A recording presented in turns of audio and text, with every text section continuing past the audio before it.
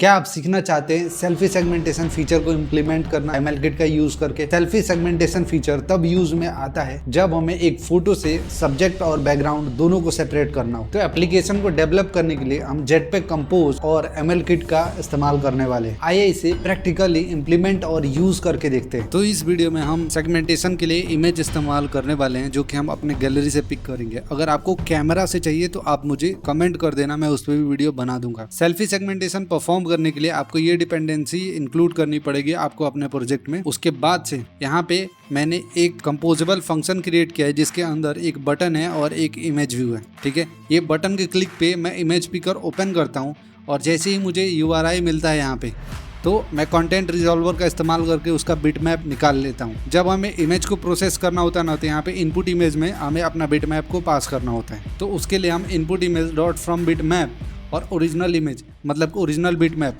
जो हमने URI से निकाली थी उसको हमें यहाँ पे पास कर देना होता है और यहाँ पे रोटेशन डिग्री 0 पास कर देना होता है। अगर हम कैमरा से करेंगे तो यहाँ पे इमेज एनालाइजर का इस्तेमाल करके जो रोटेशन है वो पास कर रहे होंगे। बस अब हमको यहाँ पे इमेज इनपुट जब मिल जाता है तो हम यहाँ पे मोड डिफाइन करते हैं कि अगर हमको कैमरा से अगर करना है तो उसके लिए हमें यहाँ पे मोड डिफाइन करते हैं स्ट्रीमिंग मोड। नहीं तो अगर हम गैलरी से कर रहे हैं मतलब एक इमेज पे कर रहे हैं तो सिंगल इमेज मोड को हम यहाँ पे सेलेक्ट कर लेते हैं। इसका ये मतलब होता है कि हम इसको बता रहे हैं कि हम जो सेगमेंटेशन है वो लाइव परफॉर्म कर रहे हैं या फिर एक इमेज पे परफॉर्म कर रहे हैं। उसके बाद से हमको यहाँ पे सेगमेंटर का इंस्टेंस क्रिएट करना होता है और उसके अंदर हमको ये ऑप्शन को पास कर देना होता है। इतना करने के बाद से सेगमेंटर डॉट प्रोसेस और इसके अंदर हमको अपना जो इमेज है जो इनपुट इमेज हमने लिया था उसको हमको यहाँ पे पास कर देना होता है। उसके बाद से ऐड ऑन सक्सेस लिसनर के अंदर हमको सक्सेस का रिस्पॉन्स मिल जाता है, नहीं तो फेलियर के अंदर ऐड ऑन फेलियर लिसनर होता है। इसके अंदर हमको जो भी फेलियर के लिए मैसेजेस होते हैं वो यहाँ पे मिल जाता है। अब यहाँ मास के अंदर जो भी सेगमेंटेड पिक्सल है वो हमको मिल जाता है। बाकी पूरे ओवरऑल सेगमेंटेशन का विड्थ और हाइट हमको यहाँ पे मिल जाता है। अब इसका इस्तेमाल करके हम यहाँ पे बिटमैप क्रिएट कर लेते हैं। तो बिटमैप क्रिएट करने के लिए बिटमैप डॉट क्रिएट बिटमैप और इसके अंदर हम विड्थ और हाइट पास कर देते हैं और यहाँ पे कलर कॉन्फ़िगरेशन पास कर देते हैं। अब इसके बाद से यहाँ पे जो हमारे पास पिक्सल्स अवेलेबल है वो हम बिटमैप को दे देते हैं। अब इसका इस्तेमाल करके बिटमैप हमको ब्लू कलर का ब्लूप्रिंट वहाँ पे क्रिएट करके हमको दे देता है। हमने एक और फंक्शन बनाया यहाँ पे ओवरले ब्लू फिल्टर। ये क्या करता है कि जो भी हमारा इमेज है ओरिजिनल इमेज उसके ऊपर एक ब्लू कलर का फिल्टर अप्लाई करके दे देता है। वैसे ये केवल टेस्टिंग के लिए है, रियल टाइम में आप इसका जैसे इस्तेमाल करना चाहें, जैसे कि आप बैकग्राउंड सेपरेट करके उस पर कौन सा फिल्टर अप्लाई करना है वो आप लगा सकते हैं, कुछ भी कर सकते हैं आप। तो यहाँ पे मैंने एक और व्यू मॉडल बना रखा है। ये व्यू मॉडल में यहाँ पे ऑब्जर्व कर रहा अपने इमेज पे डेटा को सेट करने के लिए।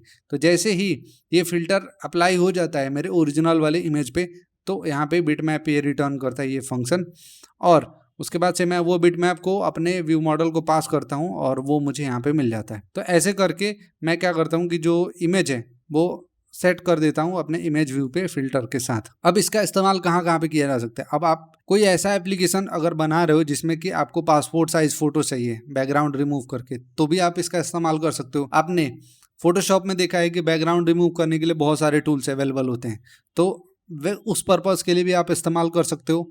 या फिर अगर मान लो कि कैनवा जैसे एप्लीकेशंस आप डेवलप कर रहे हो जिसके अंदर आपको चाहिए कि आप यूज़र का जो भी फोटो है उसके बैकग्राउंड रिमूव कर दो तो उसके लिए भी इसका इस्तेमाल कर सकते हो। बहुत सारे ऐसे एंड्रॉयड एप्लीकेशन देखे होंगे जिसमें फ़ोटो एडिटिंग के टाइम पे बैकग्राउंड रिमूव कर दिया जाता है। उस टाइम पे आप ये वाला जो मेथड है इसका इस्तेमाल कर सकते हैं। ये मेथड इफेक्टिव क्यों है? क्योंकि पहले हम TF लाइट का इस्तेमाल करके जो बैकग्राउंड है उसको रिमूव करते थे, लेकिन अभी हमें उसकी ज़रूरत नहीं है। TF लाइट का यूज़ करने से डिसएडवांटेज ये था कि हमारे एप्लीकेशन के साइजेस बढ़ जाते थे, लेकिन इसका इस्तेमाल करने से साइज नहीं बढ़ेगा, जल्दी काम हो जाएगा, सारा प्रोसेस बहुत फास्ट हो जाएगा। उम्मीद है कि आपको समझ में आ गया होगा कि सेल्फी सेगमेंटेशन कैसे करते हैं और अधिक जानकारी के लिए आप गूगल का ऑफिशियल डॉक्यूमेंटेशन भी रेफर कर सकते हैं जिस पे स्टेप बाय स्टेप गाइड दिया गया है कैसे इंप्लीमेंट करना है, कैसे यूज करना है। मुझे कमेंट करके अपना ओपिनियन जरूर बताइए इस वीडियो के बारे में।